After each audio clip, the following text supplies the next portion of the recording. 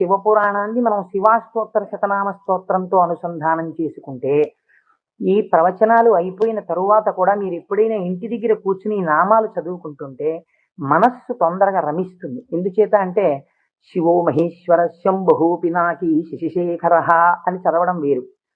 శివ అనగానే మొదటి నామం దగ్గర మీకు కొన్ని విషయాలు జ్ఞాపకానికి వచ్చాయనుకోండి, మనసు ఏమవుతుందంటే అటు ఇటు వెళ్ళదు, అందులోకి వెళ్ళిపోతుంది. వెళ్ళిపోయి ఏదో ఒక నామంలో ఒక ఘట్టం ఏదో మీకు జ్ఞాపకం వచ్చి దాని గురించి ఆలోచిస్తూ మీరు నామాలన్నీ చదివేశారనుకోండి, ఇప్పుడు మీరు 108 నామాలు దీక్షతో తపస్సుగా చేసిన ఫలితం వస్తుంది. వాటి అర్థం తెలియకుండా చదువుతున్నారు అనుకోండి, మనస్సు చించలం ఎక్కడికో వెడితే నామం చెప్పిన ఫలితం ఉంటుంది, కానీ మనస్సు లగ్నం కాదు. మనస్సుని కూడా ఏకీకృతం చేసేటటువంటి ప్రయత్నంలో భాగంగా శివ మహాపురాణాన్ని శివాష్టోత్తర శతనామ స్తోత్రంతో అనుసంధానం చేస్తే మనందరికీ ఎక్కువ ప్రయోజనకరంగా ఉంటుంది అని నాకు అనిపించింది. పైగా అందరూ చక్కగా ప్రదోష వేళలో శివనామం చెప్పేటటువంటి అదృష్టాన్ని పొందుతారనిపించింది. నేను అంటాను, మీరు కూడా అనండి. ఇది అయిన తర్వాత నేను ప్రవచనం ప్రారంభం చేస్తాను. ఇవాళే కాదు, ప్రతిరోజు. ఇవాళంటే కొద్దిగా మనకు ప్రారంభం కాబట్టి ఆలస్యం అయింది, రేపటి నుంచి అలా ఉండదు ఖచ్చితంగా. ఎందుకంటే ప్రదోష వేళలో ఈ నామాలు చదవాలి కాబట్టి 6:30 అయ్యేటప్పటికి ఈ నామాలు చదవడం ప్రారంభం చేసేస్తాం. ఎందుకంటే ప్రదోష వేళలో చదివినటువంటి దాని ఫలితం మీరు శివమహాపురాణంలో విందురు గాని దాని శక్తి ఎలా వెళ్ళిపోతుందో చూద్దురు గాని. ధ్యాన శ్లోకం చెప్పండి. ధవళవపుషమిందోర్ మండలే సన్నివిష్టం భుజగవలయహారం భస్మ దిగ్ధాంగమీశం మృగయ పరశుపాణిం చారు చంద్రార్ధమౌళిం హృదయ కమల మధ్యే సంతతం చింతయామి. శివో మహేశ్వర శంభు పినాకీ శశిశేఖర వామదేవో విరూపాక్ష కపర్దీ నీలలోహిత శంకర శూలపాణిశ్చ ఖట్వాంగీ విష్ణువల్లభ శిపి విష్ణోంబికానాథ. శశి విష్ణు కాదండి, అది పొరపాటు పడింది. శిపి విష్ణోంబికానాథ శ్రీకంఠో భక్తవత్సల భవ సర్వస్త్రిలోకేశ సితికంఠ శివాప్రియ ఉగ్ర కపాలీ కామారీ అంధకాసురసూదన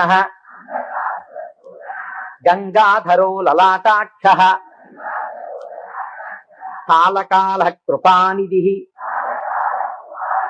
భీమ పరశుహస్త మృగపాణిర్జటాధర కైలాసవాసీ కవచీ కఠోరస్త్రిపురాంతక వృషాంకో వృషభారూఢో భస్మోద్ధూళిత విగ్రహ సామప్రియ సర్వమయ త్రైమూర్తిరనీశ్వర సర్వజ్ఞ పరమాత్మా చ సోమసూర్యాగ్నిలోచన హవిర్యజ్ఞమయ సోమ పంచవక్త్ర సదాశివ విశ్వేశ్వరో వీరభద్రో గణనాథ ప్రజాపతి హిరణ్యరేతా దుర్ధర్షో గిరిశో గిరీశో నగః భుజంగభూషణో భర్గో గిరిధన్వీ గిరిప్రియః కృత్తివాసాః పురారాతిః భగవాన్ ప్రమదాధిపః మృత్యుంజయ సూక్ష్మతనుః జగద్వ్యాపీ జగద్గురుః వ్యోమకేశో మహాసేనః జనకశ్చారు విక్రమ మహాసేన జనకశ్చారు విక్రమః రుద్రో భూతపతిస్థాణు అహిర్భూజ్ఞో దిగంబర అష్టమూర్తిరనీకాత్మ సాత్విక శుద్ధ విగ్రహ శాశ్వత ఖండ పరశు అజపాశ విమోచక మృఢ పశుపతిర్దేవో మహాదేవో వ్యయో హరి పూషదంతభిదవ్యగ్రో దక్షాధ్వర హరోహర భగనేత్రభిదవ్యక్త సహస్రాక్ష సహస్రపాత్ అపవర్గ ప్రదోనంత తారక పరమేశ్వర ఏవం శ్రీ శంభుదేవస్య నామ్నామస్తోత్తరం శతం. శ్రీ శివాష్టోత్తర శతనామ స్తోత్రం సమాప్తం. శివ అన్న శబ్దమే చాలా గొప్పది. ఈ శివాష్టోత్తర శతనామ స్తోత్ర ప్రారంభం కూడా శివ శబ్దంతోటే ప్రారంభమైంది. ఆ పురాణము కూడా శివ మహాపురాణము అని శివశబ్దంతోటే ప్రారంభమైంది. శివశబ్దాన్ని అమరకోశం వ్యాఖ్యానం చేసింది. అమరకోశం అంటే మనకి సాధికారికమైనటువంటి గ్రంథము. చిత్రం ఏమిటంటే దాన్ని రచించినటువంటి వారు జైనుడు. అమరసింహుడు అనబడేటటువంటి ఒక జైనుడు ఆయన అమరకోశాన్ని రచించి దానితో పాటుగా అనేక గ్రంథాలని రచించారు. కానీ వారు శంకర భగవత్పాదాచార్య స్వామి వారితో వాదనకి దిగినప్పుడు శంకరుల చేతిలో ఓడిపోయారు. ఓడిపోయినప్పుడు ఆయనకి బాధ కలిగింది. నేను శంకరాచార్యుల వారి చేతిలో ఓడిపోయాను కనుక నేను రచించినటువంటి గ్రంథములన్నీ కూడా పనికిమాలినవైపోయాయని ఆయన ఆ గ్రంథములన్నింటినీ తగలబెట్టేశారు. తగలబెట్టేసినప్పుడు శంకర భగవత్పాదాచార్య స్వామి వారికి తెలిసి, వారు బహు కారుణికులు, కారుణ్యమూర్తి శంకరులంటే, వారు గబగబా వచ్చి, ఎంత పని చేశావయ్యా, గ్రంథాలను ఎందుకు తగలబెట్టేశావు అని ఉన్న ఒకే ఒక గ్రంథం, మిగిలిపోయినటువంటి గ్రంథం అమరకోశం. అమరకోశానికి ఉన్నటువంటి గొప్పతనం ఏమిటంటే అది మన సనాతన ధర్మములకు సంబంధించినటువంటి నామముల విషయంలో ఏ పక్షపాతం లేకుండా చక్కగా శృతి ఎలా ప్రతిపాదించిందో, స్మృతులు పురాణములు ఎలా ప్రతిపాదించాయో, తాత్వికమైనటువంటి విషయాల్ని, నామములకు అనేకమైన విషయములకు ఉండేటటువంటి అర్థాలని అలా ప్రతిపాదన చేశాడు అమరసింహుడు. దాన్ని అమరకోశము అని పిలుస్తారు. మనం ఏదైనా ఒక విషయాన్ని ప్రతిపాదన చేసే ముందు సాధారణంగా ఒక్కసారి అమరకోశాన్ని చూస్తూ ఉంటారు. శివశబ్దాన్ని అమరకోశం వ్యాఖ్యానం చేసింది. శివ అన్న మాటని ఏ విధంగా మనం అర్థం చేసుకోవలసి ఉంటుంది అంటే, అమరకోశంలో దాని గురించి అనేక రకాలైనటువంటి అర్థాలు చెప్పారు. అసలు ఈ అర్థం ఏమిటో మీకు తెలిస్తే తప్ప, లేదా నాకు తెలిస్తే తప్ప, మనం దాని గురించి కొద్దిగా అర్థం చేసుకునే ప్రయత్నం చేస్తే తప్ప అసలు శివ అనేటటువంటి నామానికి ఉన్న అర్థం తెలియదు. ఎందుకంటే శివ శివ అని రెండు శబ్దములు మనకి లోకంలో నానుడిలో ఉన్నాయి. శివ అంటే శంకరుడు, శివ అంటే పార్వతీదేవి, ఆయన యొక్క శక్తి స్వరూపం. శివ అంటే అమరకోశం అంటుంది, శామ్యతి పరమానంద రూపత్వ నిర్వికారో భవతీతి శివ. నిర్వికారుడై, నిర్వికారుడు అంటే మనకి వికారములు ఉంటాయి. నేను తరచూ మీకు ప్రస్తావన చేస్తుంటాను, ఈ జగత్తులో ఉన్నటువంటి సమస్త ప్రాణులకు, సమస్త జీవులకు 6 వికారములు ఉంటాయి.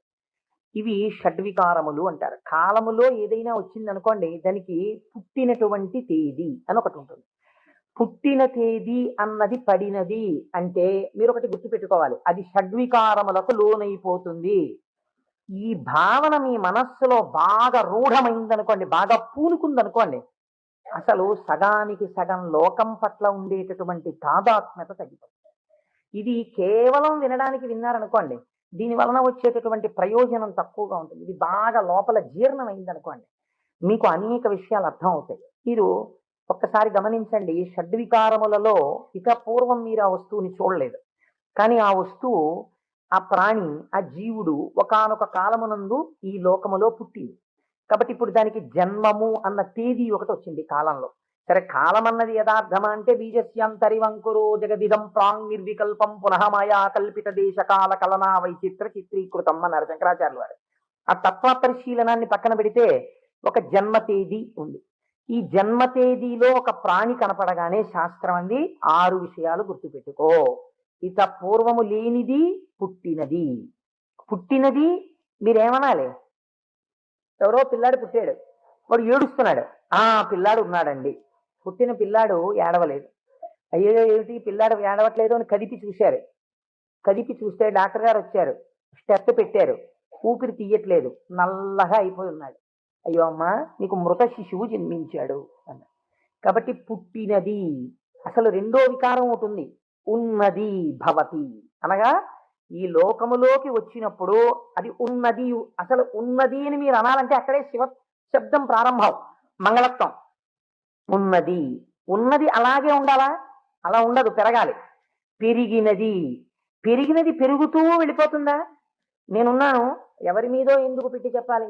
కోటేశ్వరరావు అనబడేటటువంటి ఈ శరీరం ఒక డేటు, ఈ డేట్ చెప్తే ఏమవుతుందంటే అదో పుట్టినరోజు కనుక చాలా మంది పాపం ఇచ్చేసి చాలా అలవాటు చేస్తున్నారు అని భయం వేస్తుంది నాకు ఆ డేట్ చెప్పడానికి. ఏదో 14/7/1959కి ముందు ఈ శరీరం లేదు.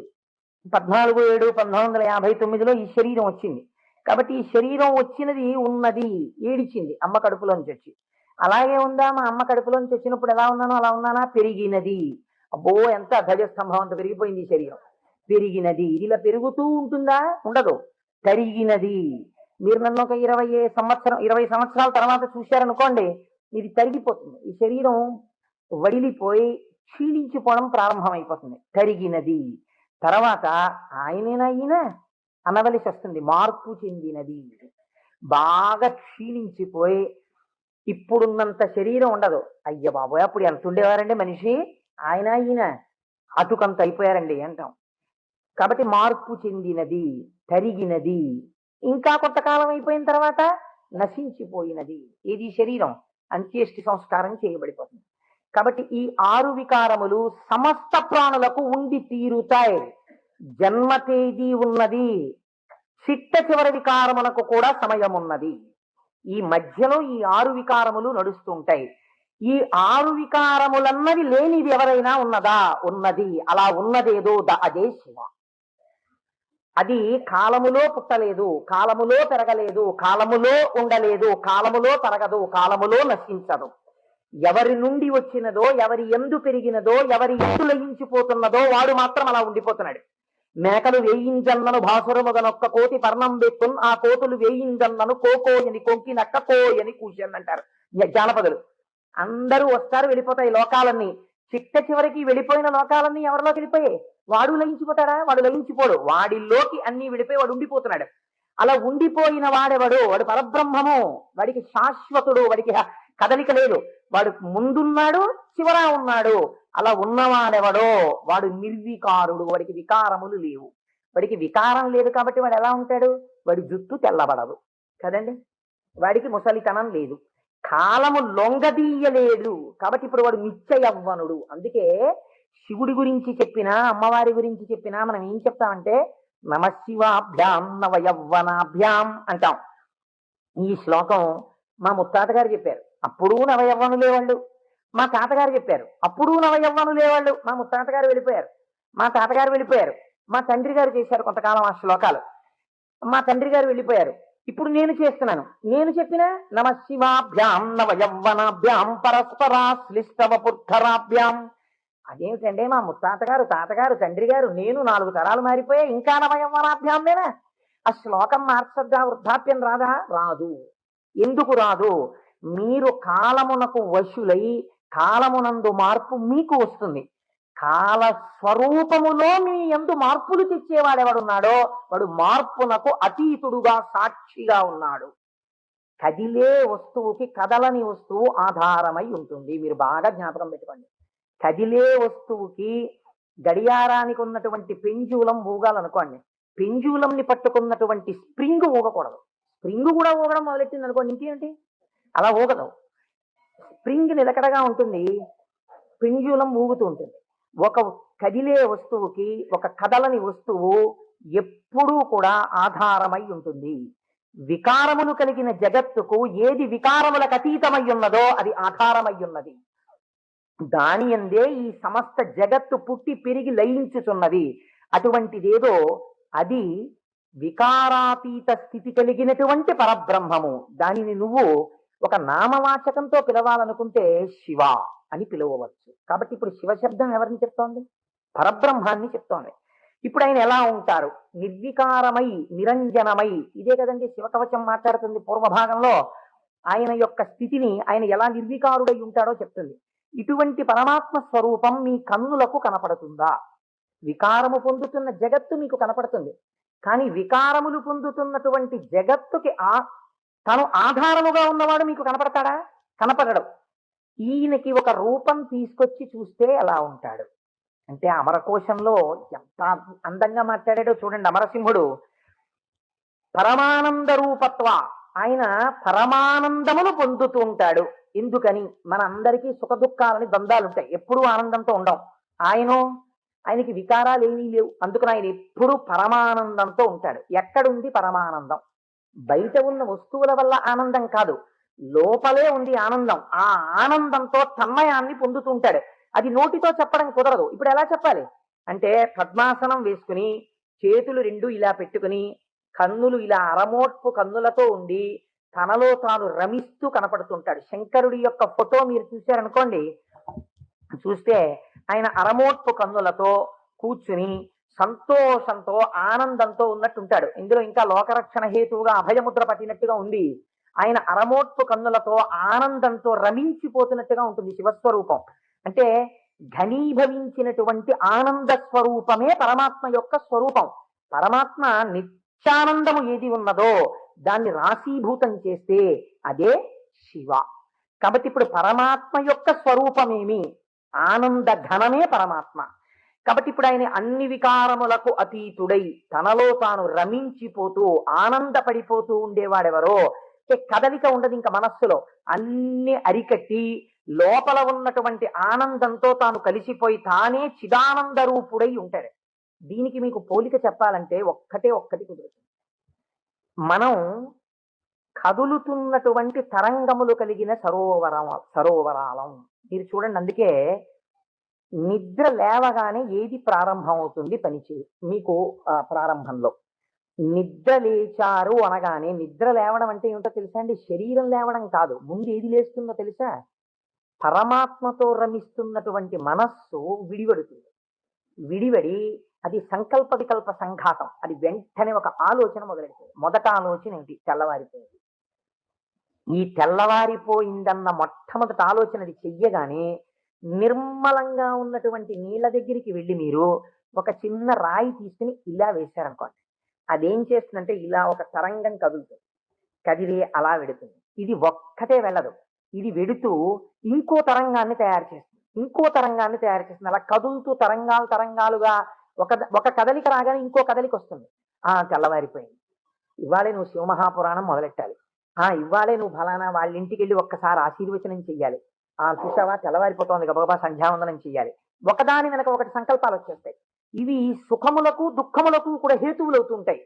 ఈ సంకల్పాతీతుడై సంకల్పములు దేనిలోంచి పుడుతున్నాయో అది తానై నిరంజన స్వరూపమై ఆనంద ఘనమై కూర్చున్న వాడెవరో వాడు పరమాత్మ, వాడు శంకరుడు. కాబట్టి శివుడు ఆయన ఇక్కడే సమస్తాన్ని చూస్తూ ఉంటాడు. అటువంటి ఆనంద ఘనమునకు శివ అని పేరు. ఇప్పుడు దీనివల్ల మీకు ఏం తెలుస్తోంది? మనుష్య జన్మ యొక్క చిట్ట చివరి ప్రయోజనం ఏమి? ఆ ఆనందము మీరే అగుగా. అటువంటి ఆనంద స్వరూపులుగా మీరు మారడమే మనుష్య జన్మ యొక్క ప్రయోజనం. దానికే మోక్షము అని పేరు. కాబట్టి ఇప్పుడు అటువంటి మోక్ష స్థితిని పొందాలనుకున్న వాళ్ళకి ఎవరు ఆరాధ్య దైవము? శివుడే. కాబట్టి శివయోకోధ్యేయ శివంకర. కాబట్టి ఏమండి మీరు చెప్పింది బాగుంది, కానీ మేము గృహస్థాశ్రమంలో ఉన్నాం కదా, మాకు భార్య బిడ్డలు ఉన్నారు కదా, మాకు సంకల్పాలు ఏవి వద్దు అని మేమందరం కూడా ఇలా ముక్కు మూసుకుని లేచిన దగ్గర నుంచి ఏదో సంధ్యావందనం చేసుకుని ఒక పూజా మందిరంలో ఇలా కూర్చుండిపోతే, మనస్సుని అంతర్ముఖం చేసే ప్రయత్నం చేస్తూ ఏదో లోపల ఉన్నటువంటి ఆ వస్తువుని కనిపెట్టే ప్రయత్నం చేస్తూ మేము ఉండిపోతే నా భార్య పరిస్థితి ఏమిటి? నా పిల్లల పరిస్థితి ఏమిటి? అసలు మరి గృహస్థాశ్రమంలో ఉండి కొన్ని కోరికలు అంటూ ఉంటాయి కదా, మరి తప్పదు కదా.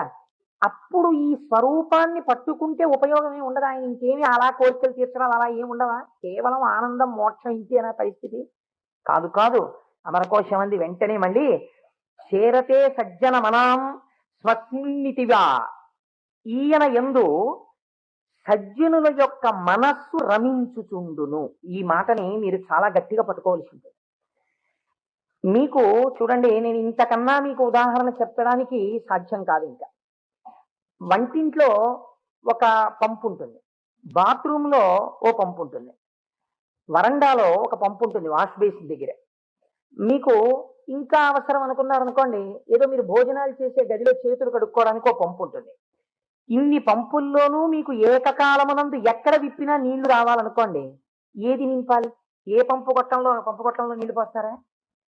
ఓవర్ హెడ్ వాటర్ ట్యాంక్ లో నీళ్లు పోస్తారు. ఓవర్ హెడ్ వాటర్ ట్యాంక్ లో నీళ్లు పోస్తే అన్ని పంపుల్లోనూ నీళ్లు వచ్చినట్టు, శివస్వరూపాన్ని పట్టుకుంటే అది ఏ రూపంగా, ఏ రకంగా, ఏ విభూతితో, ఏ లక్షణంతో, ఏ గుణంగా మీ మనస్సు ఇష్టపడిన ఏ విధానంగా ఒక్కదాన్ని మీరు పట్టుకుని రమించిపోవడం ప్రారంభించినా అది మీకు కావలసిన సమస్తాన్ని ఇస్తుంది. అలా ఇవ్వగలదు. దానికి ఆ శక్తి ఉన్నది. అది మిమ్మల్ని కాపాడుకుని వస్తుంది. మీరు చూడండి, గొడుగు ఒక్కటి ఇలా పట్టుకున్నారండి, ఇలా గొడుగు పట్టుకుని వెళ్ళిపోతున్నారు. ఇలా గొడుగు పట్టుకు వెళ్ళిపోతుంటే బయట మంచి ఎండ కాసింది. ఇప్పుడు ఆ గొడుగు మిమ్మల్ని రక్షిస్తుందా, రక్షించదా? రక్షిస్తుంది. మీరు వెళ్ళిపోతుండగా మంచి మబ్బు పట్టి వాన ప్రారంభమైంది. గొడుగు రక్షిస్తుందా, రక్షించదా? రక్షిస్తుంది. వాన తగ్గిపోతోంది, ఇంకా కొద్దిగా ఎండ వస్తే బయలుదేరదాం అనుకుని మీరు చెట్టు కింద నించున్నారు. ఒక పక్షి పై నుంచి రెట్ట వేసింది. మీ మీద పడకుండా గొడుగు రక్షిస్తుందా, రక్షించదా? రక్షిస్తుంది. ఒక గొడుగు మీకు శీతలము నుండి, ఉష్ణము నుండి, జలధార నుండి, పక్షి రెట్ట నుండి, ఇన్నిటి నుంచి కాపాడినప్పుడు పరమాత్మని పట్టుకున్న వాడి కోరికలు కూడా అన్ని భంగులా తీరుతాయి. మీకు ఏది కావాలో అది వాడు ఇవ్వగలడని మీరు ఎలా అనుకోవట్లేదు?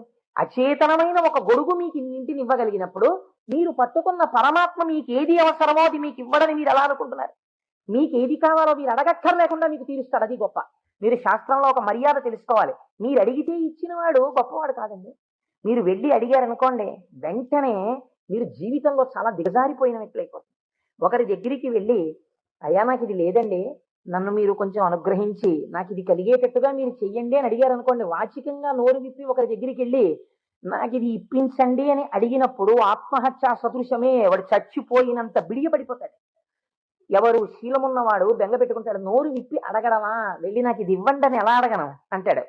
అడగలేడు. అందుకే మనకి పూర్వకాలంలో మీకు తెలుసో తెలీదో, మీసంలో ఒక వెంట్రుక తాకట్టు పెట్టి అప్పు తెచ్చుకునేవారు.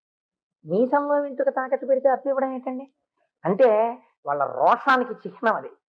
ఎన్నడూ నేను ఒకరిని చెయ్యి అడగలేదురా, చెయ్యి జాపి అడగలేదు. అటువంటి వాణ్ణి నిన్ను అడుగుతున్నాను. నేను ఇంత సిగ్గుపడిపోయానడానికి ఉదాహరణ ఏమిటో తెలుసా? ఈ వెంట్రుక ఒకటి నీ దగ్గర పెట్టుకో, మళ్ళీ తీర్చిన నాడు ఈ వెంట్రుక తీసుకెళ్తాననేవాడు. వాడి రోషానికి, వాడి శీలానికి ఆ వెంట్రుకని ప్రాతిపదికగా తీసుకుని అప్పిచ్చేవారు పూర్వం. అందుకే నా మీసంలో వెంట్రుక తాకట్టేశాననేవారు పూర్వం. కాబట్టి ఒకరి దగ్గరికి వెళ్ళి అడగడం అంటే అంత చిన్నతనం. పరమాత్మ అయినా మిమ్మల్ని అలా చిన్నబుచ్చి ఇస్తాడని మీరు ఎలా అనుకుంటున్నారు? గొడుగు పక్షి రెట్ట నుంచి నన్ను కాపాడు, వాన పడితే కాపాడు, ఎండగా ఉంటే కాపాడు, పైనుంచి ధూళి పడకుండా కాపాడు, ఓ గడుగా నన్ను రక్షించు అని మీరంత స్తోత్రం చేసి వేసుకుంటున్నారేంటి? ఇలా విప్పిలా పట్టుకుంటే ఎంతే రక్షించేయడం దాని ప్రయోజనం. అలా మీరు శివస్వరూపాన్ని పట్టుకుంటే, ఎలా పట్టుకున్నా సరే, అంటే ఎలా పట్టుకోవాలంటే అభిషేకాలు చేయాలా, పూజలు చెయ్యాలా, లేకపోతే దాని స్వరూపం బాగా తెలుసుకోవాలా, అర్థం అవ్వాలా? కాదు. మీ మనస్సు ఏదో ఒక విషయంలో రమించింది అంతే, అది చాలు. మిమ్మల్ని మీకు రక్షణ కల్పించడానికి అది హేతు అవుతుంది. మీకు నేను ఒక ఉదాహరణ చెప్తాను, మీరు దాని వలన దీని వ్యాఖ్యానాన్ని బాగా పట్టుకోగలుగుతారు. నాయనారులని మళ్ళీ నేను ఏదో లౌకికమైన ఉదాహరణ ఎందుకు తేవాలి? మనకి 63 నాయనారులు ఉన్నారు. అంటే శివుని యొక్క అనుగ్రహము చేత తరించిపోయిన మహాపురుషులు. ఆ 63 నాయనారులో గుగ్గుల కలయ నాయనారని ఒక ఆయనకి ముందు అసలు గుగ్గుల అన్న పేరు కలపలేదు. కలయ నాయనార్ ఆయన పేరు. అమృత ఘటేశ్వరుడు ఉన్న క్షేత్రంలో పుట్టారు ఆయన పేరు కలయ. అందుకని ఈయన పేరు కూడా కలయ అని పిలుస్తూ ఉండేవారు.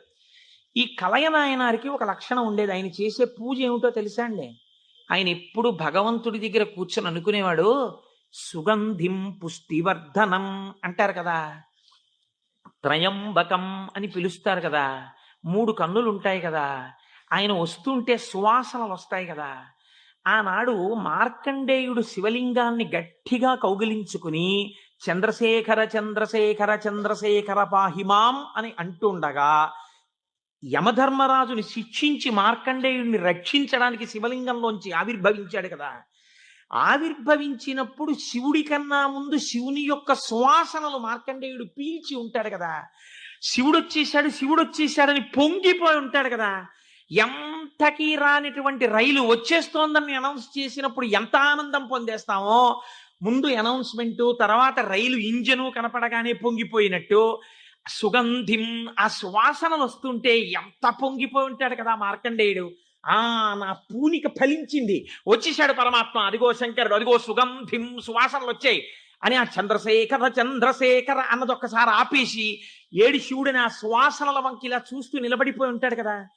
కాబట్టి శివుడి యొక్క సువాసన అలా ఉంటుంది కదా అని పొంగిపోతూ, నేను అలాంటి వాసన పీలుద్దామని, ఆయన మహాైశ్వర్యవంతుడు కలయనాయనారు, రోజు ఇంత గుగ్గిలం పట్టుకొచ్చి ఆ గుగ్గిలం వెలిగించి గుగ్గిలం ధూపం వేసేవాడు. ఆ ధూపం అంతా పూజ గదంతా నిండిపోతే అందులో కూర్చుని మార్కండేయుడు ఇలాగే వాసన పీల్చి ఉంటాడు. ఆనాడు అర్జునుడు గబగబా వెళ్ళి తన గాంధీవం ఎత్తి కొడుతున్నప్పుడు శివుడి దగ్గరికి వెళ్ళినప్పుడు వాసనలు ఇలాగే వచ్చి ఉంటాయి అని ఆ వాసనలు పీలుస్తూ కళ్ళు మూసేసుకుని, ఇవే శంకరుడి శరీరంలోంచి వస్తున్న వాసనలు, ఇక్కడే శివుడు ఉన్నాడని రోమాంచితం అయిపోయి పరవశించిపోతూ సమాధి స్థితిలోకి వెళ్ళిపోయి ఉండిపోతుండేవాడు ఆయన. మీరు చూడండి, భగవంతుణ్ణి పట్టుకోవాలనుకున్నవాడు, ఏమంటే మాకు పూజ కుదరట్లేదండి, మాకు ఈ స్తోత్రం రావట్లేదండి అంటాం మనం. మన బతుకంతా ఎక్కడ ఆగిపోతుందంటే దీపంలో 2 ఒత్తులు వేయాలా, 1 ఒత్తి వేయాలా. నిజంగా తరించిపోయిన వాళ్ళు తరించిపోవడానికి ఎన్ని మార్గాలు వెతుక్కున్నారో చూడండి. ఆయన శ్వాసనలు పీలుస్తూ రమించిపోయాడు. శంకరుడు చూశాడు, వీడు రోజు గుగ్గిలం పట్టుకొచ్చి వేసి ఇన్ని రకాల దర్శనాలు చేసేస్తున్నాడు రా, గుగ్గిలం పొగ అడ్డం పెట్టుకుని. ఎంత చిత్రం రా ఇది, గుగ్గిలం పొగకి వీడు సమాధిలోకి వెళ్ళిపోతున్నాడు. అసలు ఈ గుగ్గిలం కొనలేని స్థితి తెస్తే ఏం చేస్తాడో చూద్దాం అనుకున్నాడు. ఐశ్వర్యం అంతా క్షీణింపచేసాడు. ఆయనకి మనస్సు శివుడి మించి పోలేదు. ఎలాగో అలా నానా కష్టాలు పడి ఇంత గుగ్గిలం తెచ్చి శంకరుడికి వేసి ఆ వాసన పీల్చేటప్పటికి సమాధిలోకి వెళ్ళిపోయాడు. ఇంక ఏముంది, మనస్సు అలవాటు పడిపోయి ఇంత పొగొచ్చేటప్పటికి అంతే సమాధిలోకి వెళ్ళిపోతాడు. ఎంత తేలికండి. అగరత్తు వెలిగించకుండా ఉంటాం కదా, అగరత్తు వెలిగిస్తే గుగ్గిలం అయినా సమాధిలోకి వెళ్ళిపోతాడు అంతే. ఈ స్థితి చూసి శంకరుడు భార్యా బిడ్డలు తినడానికి కూడా అన్నం మెతుకు లేకుండా చేశాడు. చూద్దాం ఏం చేస్తాడు. భార్యా బిడ్డలు పస్తులున్నారు. అన్నమో రామచంద్ర అని ఆ భార్య మహాపతివ్రత. ఆవిడ తన మెడలో ఉన్నటువంటి మంగళసూత్రాన్ని తీసి నాయనారికి ఇచ్చి, అయ్యా మీరిది పట్టుకెళ్ళి వెలకట్టి అమ్మించి డబ్బు పట్టుకుని రండి, దాంతో మనం కొన్నాళ్ళు భోజనం చేద్దామని. తప్పకుండా తీసుకొస్తానని ఆ మంగళసూత్రాలు చేతిలో పట్టుకుని శివ శివ శివ శివ అని సంతోషపడిపోతూ వెళ్ళిపోతున్నాడు. శంకరుడు ఒక పెద్ద బండిలో గుగ్గిలం బస్తాలు వేసుకుని ఎదురొచ్చాడు. మళ్ళీ దొరకవుట గుగ్గిలం, అందుకని చెప్పి బస్తాలు కొనుక్కెడుతున్నాను, ఎవరైనా కావాలంటే కొనుక్కోండి అని అరిచాడు. అమ్మ బాబోయ్, గుగ్గిలం దొరకదటని చెప్పి ఈయన గబగబా మంగళసూత్రాలు ఇచ్చేసి గుగ్గిలం బస్తాలు కొనేసాడు. పోనీ గుగ్గిలం దొరకదంటున్నారు, ఇంటికి పట్టుకెళ్ళి ఈ గుగ్గిలాన్ని దాచుకుని రోజు ఇంతంత వేద్దాం అనుకున్నాడా? నిజంగా నాడు శంకరుడు వస్తుంటే సుగంధిం పుష్టివర్ధనం, ఇదొక్కటే ఆయన సమాధికి కారణం. ఇంత గుగ్గిలం వెలిగించి మధ్యలో కూర్చుంటే అసలు నిజంగా శంకరుడు విరాట్ రూపంతో వచ్చేసినట్టు ఉండదు. కాబట్టి ఈ గుగ్గిలం అంతా వెలిగించేస్తానన్నాడు. ఇంట్లో వెలిగించేస్తే బాగుండదు, పొగలు వచ్చేస్తాయి. ఓ గుళ్ళోకి పట్టుకెళ్ళి వెలిగించేస్తే బాగుంటుందని ఈ గుగ్గిలం అంతా వేసుకుని ఓ గుడికి పట్టుకెళ్ళి ఈ గుగ్గిలం అంతా వెలిగించేసి దాని మధ్యలో కూర్చొని సమాధిని పొందేసి, కడుపులో ప్రేగులు నకనకలాడిపోతున్నాయి, తెలియదు, ఆకలి తెలియదు, శరీరం నీరస పడిపోయింది, శరీరం అంతా నొప్పులు పెట్టేస్తోంది, తెలియదు, ఇంట్లో భార్య బిడ్డలు శోషించి పడిపోయే స్థితి వచ్చింది, తెలియదు. ఆ పొగ మధ్యలో సమాధి స్థితిని పొందాడు. ఇప్పుడు నా భాషలో చెప్పాలంటే భగవంతుడు ఓడిపోయాడు. పరీక్ష పెట్టగలడా? ఏం పరీక్ష పెడతాడు? కాబట్టి చూడలేకపోయాడు ఆయన. అమ్మ బాబోయ్, ఇదెక్కడ భక్తి రాని గబగబా కుబేరుణ్ణి పిలిచాడు. కుబేరా, ఇలా నా పక్కన ఎన్నాళ్ళు నించుంటావు, నాకేం అవసరం లేదు, అడిగో మహానుభావుడు చూసావా, గుగ్గిలం పొగ మధ్యలో కూర్చున్నాడు పెళ్ళం మంగళసూత్రాలు అమ్మేసి. వెంటనే వెళ్ళి ఆయన ఇంటిని బ్రహ్మాండమైనటువంటి అంతఃపురంగా మార్చేయి, భార్యకి బిడ్డలకి భూమండలంలో లేనంత ఐశ్వర్యాన్ని ఇచ్చేయి, ముందు ఉత్తర క్షణం వాళ్ళకి షడ్రసోపేతమైన భోజనం పెట్టు అనేటప్పటికి వాళ్ళ ఇల్లు మారిపోయింది, షడ్రసోపేతమైన భోజనం వచ్చింది. అయ్యో భర్త గారు ఎక్కడికి వెళ్ళారో అనుకుంటోంది ఆవిడ. అశరీరవాణి వినపడింది. అమ్మా నీ భర్త భక్తి ముందు లొంగిపోయాడమ్మా, శంకరుడు మహదైశ్వర్యం ఇచ్చేశాడు నీకు. ఆయనో అన్నం తిందామన్న ఆలోచన లేదు, ఆ గుగ్గిలం పొగలో కూర్చునున్నాడు. ఇలాగా కూర్చునుంటే ఇప్పుడు ఎవరు మాట్లాడాలి, ఒరే నాన్న అన్నం తినరా అని. అమ్మా నాన్నగారు కోరుకున్న కోరికోటి ఉంది, నువ్వు ఎలా అయినా డాక్టర్ అయిపో. ఇంజక్షన్ చేసేసారు ఆ పిల్లకి. 3 ఏళ్ళు అయిపోయినా, 4 ఏళ్ళు అయిపోయినా, 21 ఏళ్ళు వచ్చేసినా, ఇప్పుడు నేను ఎంబీబీఎస్ చదివితే రేపు పెళ్లి కొడుకు దొరుకుతాడా అని కూడా చూసుకోకుండా తల్లిదండ్రుల కోరిక తీర్చడం కోసమని వ్యగ్రతతో చదివేసిన పిల్లలా ఇప్పుడు ఆ తల్లిదండ్రులే వచ్చి చూసే అన్నం తినవేలా, చదవకే, ఆరోగ్యం పాడైపోతుంది అన్నట్టు ఎవడు పరీక్ష పెట్టాడో వాడే దిగొచ్చాడు. దిగొచ్చి ఎవడు ఆ త్రయంబకం నిజంగా సువాసనలు వచ్చి ఆనాడు మార్కండేయుడు బాహ్య స్మృతిని పొందాడు, ఈయన పొందలేదు, పొందకుండా కూర్చున్నాడు. ఇప్పుడు ఆ పరబ్రహ్మం ముట్టుకోవలసి వచ్చింది. ముట్టుకుని కదిపాడు. ఓయ్ కలయా కలయా అని పిలిచాడు. పిలిస్తే ఆయన గభాలన బాహ్య స్మృతిని పొంది అబ్బా శంకరుడు వచ్చేసాడన్నాడు. నిజంగా కనపడితే ఇలా అరుపులు కేకలు ఉండవు. కందులంబట నీరు కారిపోతూ ఆ స్వామి పాదాల మీద పడిపోయి ఏ సుగంధిం పుష్టివర్ధనం అన్నాడో ఆ సువాసన పీలుస్తూ అలా పడిపోయి ఉండిపోయి శంకరుడు భుజాలు పట్టుకుని లేపి, ఒరే నాన్న నువ్వు ఇంటికి వెళ్ళింత అన్నం తినరా, నా కడుపు నిండుతుంది, తొందరగా బయలుదేరరా నాయన, ఇక్కడ ఎన్ని నైవేద్యాలు పెట్టినా నాకు వంట పట్టట్లేదురా, నువ్వు ఇలా పడిపోతే తొందరగా వెళ్ళరా బాబు, నీకు ఎక్కడ లేని ఐశ్వర్యం ఇచ్చేశాను, కావలసినంత గుగ్గిలం వేసే, ముందు వెళ్ళి అన్నం తినన్నాడు. అప్పుడు ఆయన ఇంటికి వెళ్ళాడు.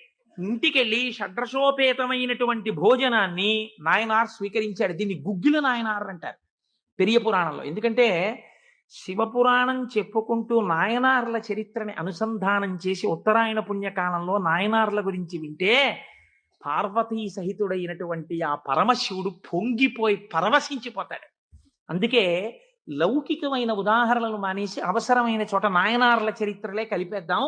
ఇలా 63 మంది నాయనార్ల గురించి నేను చెప్పగలిగితే నా జన్మ ధన్యమైపోతుంది అని ఒక నాయనార్ని కలిపాను ఇవాళ. కనుక ఒకనాడు ఒక విచిత్రం జరిగింది. భక్తి అంటే ఎంత చిత్రంగా ఉంటుందో చూడండి.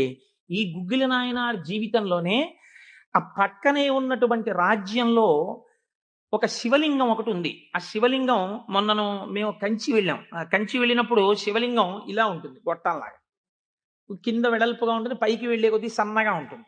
అటువంటి శివలింగం ఒకటి బాగా ఎత్తుగా ఉన్నటువంటి పీఠం మీద ఉంది. ఒక చిన్న పిల్ల ఆ శివలింగం దగ్గరికి వెళ్ళింది. అరమరిక తెలియని పిల్ల. ఆ పిల్ల వెళ్ళి చేతిలో ఒక తుమ్మి పువ్వు పట్టుకుని వెయ్యాలనుకుంది.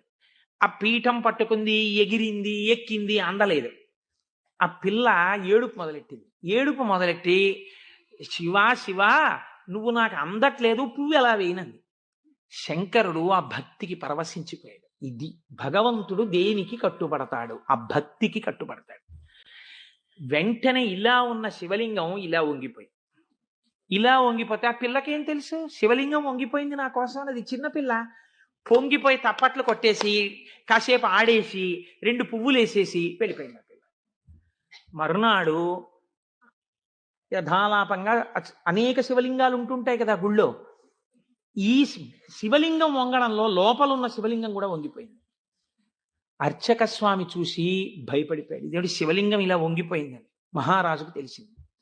ఇది ఏదో అరిష్టం జరుగుతుంది, శివలింగం వంగింది ఏమిటని భయపడ్డారు. ఈ శివలింగానికి వంపు దిద్దిలా పైకి తీయాలి. వాళ్ళకి ఉన్న తెలివితేటలు ఏమిటంటే ఈ వంగిపోయినటువంటి శివలింగానికి పెద్ద పెద్ద ఇనప గొలుసులేసి ఏనుగులకు కట్టి లాగించారు.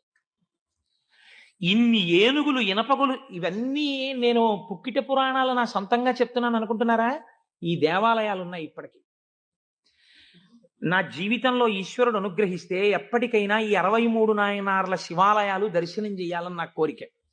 ఈ వంగిపోయిన శివలింగాన్ని ఇనప గొలుసులో పెట్టి ఏనుగులు లాగుతుంటే గొలుసులు తెగిపోయాయి. శివలింగం వంపు దిద్దబడలేదు. ఇది ఎవరో గుగ్గిల్ నాయనారికి చెప్పారు. శివలింగం వంగిందిట, ఇనప గొలుసులేసి లాగుతున్నారట, లాగుతుంటే గొలుసులు తెగిపోతున్నాయిట.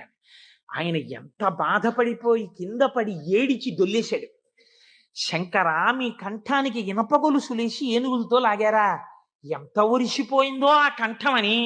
అంతే, విన్న చోటు నుంచే పరిగెత్తి పారిపోయాడు పక్క రాజ్యానికి. పారిపోయి గుళ్ళోకి వెళ్ళి అన్నం లేదు, నీళ్లు లేవు, ఒగరుస్తూ ఒంటి నిండా చెమటలు పట్టుకుని, ఈశ్వర, మీకు జరిగినటువంటి అపరాధం నా శరీరమునకు పొందేటటువంటి ఖేదంతో పోవాలని మీ వంపు దిద్దడం కాదు, మీ వంపు దిద్దడానికి మీకు ఇనప గొలుసు లేచి లాగినప్పుడు మీ కంఠం నొక్కుకుని ఉంటుంది, ఆ శిక్ష నేను అనుభవిస్తానని ఒక గొలుసు, తన మెడలో ఉన్నటువంటి గొలుసుని శివలింగపు వంపుకేసి గట్టిగా లాగాడు, తన కంఠం ఒరిసిపోయి తెగాలని. తన కంఠం తెగలేదు, శివలింగం వంపు ఇలా పైకి లేచిపోయింది. ఆ వంపు దిద్దినటువంటి వాడు గుగ్గిల నాయన. ఇప్పుడు మీరు నాకు చెప్పండి, బ్రతికున్న నాళ్ళు గుగ్గిల నాయన ఏం చేశాడు డబ్బు సంపాదించడానికంటే ఎవ్వరికీ తెలియదు. ఇంట్లో పర్సులోంచి 10 రూపాయలు తీస్తే 1000 రూపాయలు మళ్ళీ ఇంకో రూపంలో వచ్చేస్తుండేవి. అంత చిత్రంగా ఆయన మహదైశ్వర్య సంపన్నుడై, అందుకే అంటారు శాస్త్రంలో, ఐశ్వర్యము కావాలన్నవాడు శివారాధన చెయ్యాలి. శివారాధన అపారమైన ఐశ్వర్య హేతువు. అందున దక్షారామం లాంటిదైతే గొప్ప భోగస్థానం కూడా. అంత ఐశ్వర్యంతో జీవిస్తూ శివభక్తిని విడిచిపెట్టలేదు. శివభక్తితో ఐశ్వర్యంలో ఉన్నాడు. అంత్యమునందు తేలికగా శరీరం విడివడి హాయిగా పరమశివుని యొక్క పాదములలో కలిసిపోయాడు. ఇప్పుడు మీరు చెప్పండి, అమరకోశంలో మహానుభావుడు అమరసింహుడు శివశబ్దానికి సజ్జనుల యొక్క మనస్సు రమించేటటువంటి స్వరూపము కలిగిన వాడు అని శివశబ్దానికి అర్థం చెప్పడంలో ఎంత గంభీరమైన అర్థం ఉందో మీరు చూడండి. శివశబ్దము సజ్జనుల యొక్క మనసు రమించు స్థానము. ఎలా రమిస్తుంది, దేనివల్ల? దానికి ఈ కారణం ఆ కారణం అని చెప్పడం కుదరదు. మీకు మనస్సుంటే, భక్తి ఉంటే ఒక్క కారణం చాలు. ఏదో ఒక కారణంతో శివుని యందు మనసు రమిస్తే వాడికి సమస్తమైనటువంటి ఐశ్వర్యము కలుగుతుంది. ఇహము నుండి పరము వరకు, మోక్షము వరకు పొందగలడు. కాబట్టి అటువంటి స్థితిని ఇయ్యగలిగినది. 3వ నిర్వచనంలో అంటారు, చేతే సజ్జన మనస్వితివా. సాధువుల యొక్క మనస్సు యందు తానుండువాడు. ఇప్పటి వరకు సాధువులు తమ మనస్సు శివుని యందు పెట్టారు. ఇప్పుడే స్థితి కడతట. ఇదే భృంగీచ్ఛా నటనోత్కట కరిమదగ్రాహి స్ఫురన్మాధవా హ్లాదో నాదయుతో మహాసితవపు పంచేషు బాణాధృత సత్పక్ష సుమనోవనేషు నపునః సాక్షాన్మదీయే మనోరాజీవే భ్రమరాధిపో విహరతాం శ్రీశైలవాసీ విభుహో అని పిలుస్తారు శంకరాచార్యులు వారి శివానంద లహరిలో. లోపల ఉండేటటువంటి హృదయ పద్మము పరిశుద్ధముగా భక్తి అన్న తేనెతో నిండి ఉంటే 2 గండు తుమ్మెదలు వస్తాయి. పార్వతీ పరమేశ్వరులనే గండు తుమ్మెదలు వచ్చి విహరిస్తుంటాయి అక్కడ తేనె కోసం. ఇప్పుడు ఎవరి మనస్సు నిరంతరము శివనామము పట్టుకుని రమించిపోతోందో, ఎవరు శృతి ప్రమాణము చేత పరవశించిపోతున్నారో, అటువంటి వారి మనస్సు యందు పరమశివుడే వెళ్ళి చేరి ఉంటాడు. అంటే ఆయనే శివుడైపోయి ఉంటాడు. ఇది నోటితో చెప్తే చాలా మంది అందుకుని ఉంటారు, కానీ నేను దీనికి కూడా ఒక ఉదాహరణ ఇచ్చే ప్రయత్నం చేస్తాను. చంద్రశేఖర పరమాచార్య స్వామి వారికి నడిచే దేవుడు అని పేరు. మహానుభావుడు, ప్రాతస్మరణీయులు. మొన్నట్నే మేము కంచి కామకోటి పీఠానికి వెళ్ళి స్వామివారి బృందావనం దగ్గర ప్రణిపాతం చేసి వచ్చాం. ఆ సమాధి అన్నమాట వాడరు పెద్దలు. సన్యసించినటువంటి వారిని సమాధి చేసిన చోట పైన తులసి కోట పెడితే బృందావని మీద పిలవాలి. ఇది బృందావనం అండి, చంద్రశేఖర పరమాచార్య స్వామి వారి బృందావనం అనాలి. అలా కాకుండా సమాధి మీద శివలింగం ఉంటే బృందావనం అనకూడదు, అధిష్టానము అనాలి. ఇది రమణ మహర్షి యొక్క అధిష్టానం అండి అనాలి. రమణాశ్రమంలోకి వెళ్ళారనుకోండి, మీరు ఇది రమణ మహర్షి సమాధనో రమణ మహర్షి బృందావనమనో మీరు ఉచ్చరిస్తే మీ యందు దోషం పడుతుంది. అలా అనకూడదు. ఇది రమణుల అధిష్టానము అని పిలవాలి. ఎందుకంటే దాని మీద శివలింగం ఉంటుంది కనుక. అటువంటి బృందావనం చంద్రశేఖర పరమాచార్య స్వామి వారి బృందావనం దగ్గర మేము మొన్న ప్రణిపాతం చేసి వచ్చే అదృష్టాన్ని పరమాచార్య స్వామి మాకు అనుగ్రహించారు. పరమాచార్య స్వామి ఒక మాట చెప్పుకుంటూ ఉండేవారు. ఆయన అనేవారు, నాకు ఎప్పుడైనా చీకట్లో వెడుతున్నప్పుడు ఒక విగ్రహాన్ని చూస్తే నా బాధ్యత నాకు గుర్తొస్తుందనేవారు. ఇదండి రమించడం అంటే, ఇది శివుడు అంటే. మామూలుగా మాట్లాడడం, ఇలా ఉపన్యాసాలు చెప్పడం గొప్ప కాదు.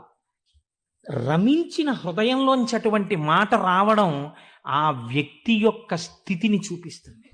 పరమాచార్య నడిచి వెళ్ళిపోతుండేవారు. తెల్లవారుజామున 3 గంటలకి వారు నడిచి వెళ్ళిపోతున్నారు. ఒకసారి నడిచి వెళ్ళిపోతుంటే ఒక ఊరి మధ్యలో ఒక కోటు వేసుకున్నటువంటి ఒక వ్యక్తి, వాడెవరో ఒక రాజకీయ నాయకుడు, ఆయన యొక్క శిలా ప్రతిమ ఒకటి ఉంది. పరమాచార్య నిలబడి ఒక నవ్వు నవ్వారు. పరమాచార్య నవ్వారంటే దానిలో ఏదో అర్థం ఉంటుంది. ఆయనతో ఆనాడు అంతేవాసులై దగ్గరగా నడిచినటువంటి శిష్యులు ఉన్నారే, వారు అదృష్టవంతులు కనుక వారి దగ్గరగా వెళ్ళి నిలబడ్డారు. ఎందుకు నవ్వారు అని అడగరు కదా. వారు నవ్వి అన్నారు, దీన్ని చూస్తే నాకేం జ్ఞాపకం వస్తుందో తెలుసా, నా బాధ్యత జ్ఞాపకానికి వస్తోంది అన్నారు. అదేమిటండి, ఆ విగ్రహానికి మీకు సంబంధం ఏమిటి అనుకున్నారు విన్నవాళ్ళు. ఆయన అన్నారు, ఈ విగ్రహంలో ఉన్న వ్యక్తి తెల్లవారుజామున 3 గంటలకి ఇలాగే కోటేసుకుని నిలబడి ఉండేవాడా అని అడిగారు. అప్పుడు 3 కదా అయింది టైం. తెల్లవారుజామున 3 గంటలకి ఆ విగ్రహంలో ఉన్న వ్యక్తి ఎవరు ఉన్నాడో ఆయన అలా కోటేసుకుని నిలబడ్డ కదా. లేకపోతే బహుశా ఇప్పుడు మనం 3ంటికి చూసాం, ఈయన రాత్రి 1 గంటకు కూడా ఇలాగే కోటేసుకుని ఉంటుంటాడు. అంటే రాత్రి 1 గంటకు కూడా ఈయన బతికున్న రోజుల్లో కోటేసుకుని ఉన్నాడా? లేడు. కానీ కోటేసుకున్నటువంటి వ్యక్తిని అందరూ చూశారు బయట. ఆయన బయటకు వచ్చినప్పుడు ఎక్కువగా కోటుతో బయటకు వచ్చేవాడు. కాబట్టి ఇప్పుడు ఆయన్ని చూడగానే రాత్రి చూసినా, పగలు చూసినా, ఉదయం చూసినా, సంధ్యవేళ చూసినా ఆయన జీవితంలో సాధించిన విషయాలు జ్ఞాపకానికి వచ్చి, అందుకు ఆయనకి ఇటువంటి శిలాస్తూపం పెట్టారు అని జ్ఞాపకానికి వస్తుంది. నేనెవరో తెలుసా? పరమాచార్య చెప్పిన మాట. నేను కూడా ఇలా దండం పట్టుకుని కమండలం పట్టుకుని నడిచి వెళ్ళిపోతుంటే భారతదేశమునకు 4 చెరగుల మళ్ళీ అవైదికమైన మతములు ప్రవేశించకుండా 4 పీఠములు పెట్టి చంద్రమౌళీశ్వరారాధన ఏర్పాటు చేసినటువంటి మహాపురుషుడైన శంకరాచార్య స్వామి వారి ప్రతిబింబంగా ఆ శిల తన జీవితాన్ని జ్ఞాపకం చేస్తే, శంకరులని జ్ఞాపకం చేసి నడుబడిని నేర్పడానికి ఈ రూపంతో మేం తిరుగుతున్నాం. మా నడుబడి ఎంత జాగ్రత్తగా ఉండాలో చూడండి అని పరమాచార్య ఆ స్తూపాన్ని చూసి చెప్పుకున్నారు. ఎంత భక్తో చూడండి నిజంగా వారిది. వారు ఒకనాడు శ్రీశైలం వెళ్ళారు. వెళ్ళినప్పుడు హటకేశ్వరంలో శంకరాచార్య స్వామి వారు తపస్సు చేసినటువంటి ప్రదేశం ఉంది. వారు ఆ హటకేశ్వరం దగ్గరికి వెడుతూ ఆ తపస్సు చేసిన ప్రదేశం దగ్గరికి ఒక సంస్కృత పండితుడిని పిలిచి వారు సంస్కృతంలోనే మాట్లాడుతుండేవారు. ఆయన అన్నారు, చాలా కాలం మఠాన్ని నిర్వహించాను. 13 సంవత్సరాల ప్రాయంలో సన్యసించారు మహానుభావుడు. చాలా కాలం మఠాన్ని నిర్వహించాను. ఉత్తర పీఠాధిపతిని నిర్వహించాను. జయేంద్ర సరస్వతి స్వామి వారిని ఉత్తర పీఠాధిపతిని చేశాను. ఆయనకి కావలసినటువంటి పరిణితి ఏర్పాటు చేశాను. నాతో పాటు ఎన్నో ప్రదేశాలకి తీసుకెళ్లాను. మఠ నిర్వహణ యందు ఆయనకి కావలసినటువంటి శక్తియుక్తులను గరపాను. ఇంకా ఎంతకాలం ఆ మఠ నిర్వహణ చేస్తూ ఉండను? శంకర భగవత్పాదాచార్య స్వామి ఏ హటకేశ్వరంలో తపస్సు చేశారో నేను ఇంకిక్కడ ఉండిపోయి ఈ హటకేశ్వరంలోనే తపస్సు చేస్తూ ఉండిపోతాను. చాలు, జయేంద్ర సరస్వతి చూస్తారు మిగిలినటువంటి మఠ వ్యవహారాలన్నీ అన్నారు. పరమాచార్య నోటి వెంట ఒకసారి ఒక మాట వస్తే వెనక్కి తిప్పడం అంత తేలిక?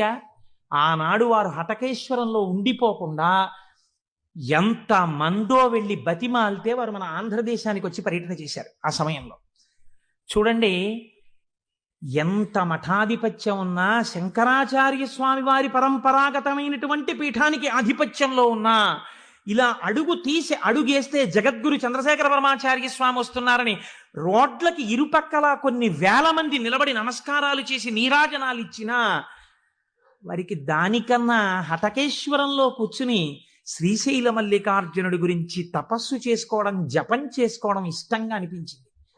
అంటే ఎన్ని ఉన్నా మనస్సు ఏది కోరింది? ఆ శివుణ్ణి కోరింది, గురువులైన శంకరాచార్యుల వారిని కోరింది. అలా కోరింది కాబట్టే ఈనాటికి వారు నడిచే దేవుడయ్యారు.